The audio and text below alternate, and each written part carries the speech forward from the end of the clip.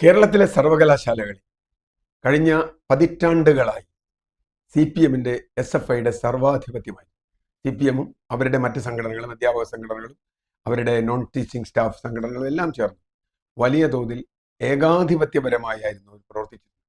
സിൻഡിക്കേറ്റിൽ കോൺഗ്രസിന് തന്നെ വല്ലപ്പോഴും ഒരു അംഗത്തെ കിട്ടിയാലായി എന്നേ ഉള്ളൂ. പക്ഷെ ഇത്തവണ കേരള സർവകലാശാലയുടെ സിൻഡിക്കേറ്റിലേക്ക് 2 പേർ BJPയിൽ തിരഞ്ഞെടുക്കപ്പെട്ടു. അവിടെയുള്ള വോട്ട് നമുക്കറിയാം, പ്രൊപ്പോർഷണൽ റെപ്രസെൻറ്റേഷൻ വോട്ടാണ്.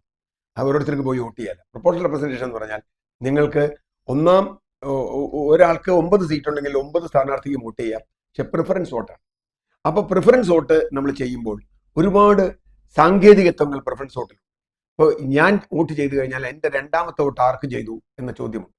എൻ്റെ രണ്ടാമത്തെ വോട്ട് ഞാൻ CPM 9 സ്ഥാനാർത്ഥികൾ നിൽക്കുന്നു 9 സീറ്റിലേക്ക് നമ്മൾ പറഞ്ഞാൽ 9 സ്ഥാനാർത്ഥികൾക്കും വേണമെങ്കിൽ CPM വോട്ട് ചെയ്യാം.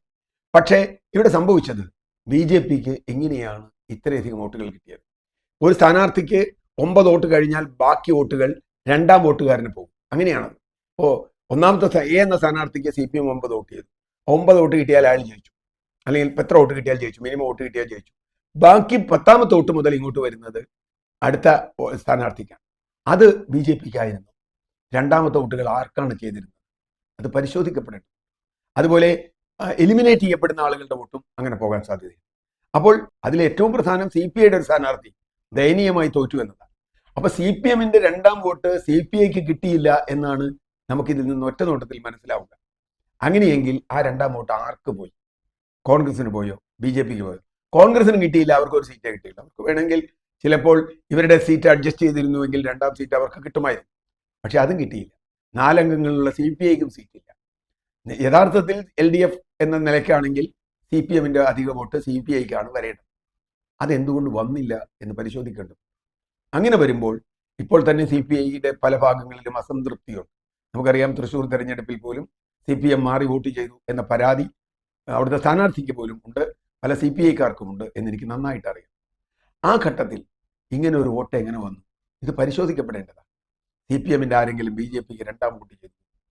അങ്ങനെ ചെയ്തിട്ടുണ്ടെങ്കിൽ അത് ഗുരുതരമായ പ്രശ്നമാണ്. കോൺഗ്രസ് ചെയ്തിട്ടുണ്ടെങ്കിലും പ്രശ്നമാണ്. കോൺഗ്രസ് ആണെങ്കിലും CPM ആണെങ്കിലും ആരുടെ രണ്ടാം വോട്ട് കൊണ്ടാണ് BJPക്കാർ ജയിച്ചത്? BJPക്ക് സ്വന്തമായി ജയിക്കാൻ ഒരു വോട്ട് സ്ഥാനാർത്ഥി പോലുമില്ല. മാത്രമല്ല, ആ സെനറ്റിലേക്ക് BJPയുടെ സ്ഥാനാർത്ഥികളെ ഗവർണർ നോമിനേറ്റ് ചെയ്തത് ഇപ്പോൾ ഹൈക്കോടതി സ്റ്റേ ചെയ്തിരിക്കുകയാണ്. അവരുടെ വോട്ട് കൂടാൻ പാടില്ല എന്നുണ്ട്, അവരുടെ വോട്ട് എണ്ണാൻ പാടില്ല എന്ന് പറഞ്ഞു. അവരുടെ വോട്ട് എണ്ണിയിട്ടില്ല.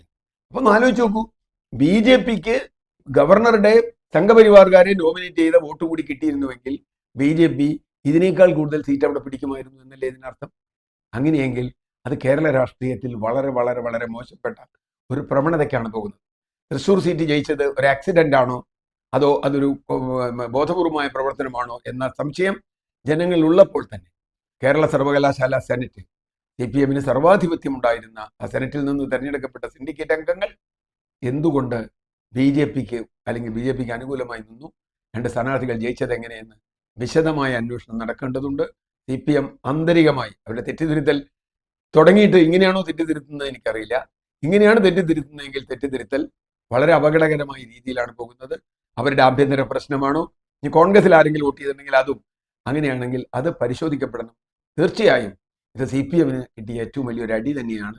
അവർ ആത്മപരിശോധനയ്ക്ക് തയ്യാറാകും എന്നാണ് ഞാൻ പ്രതീക്ഷിക്കുന്നത്.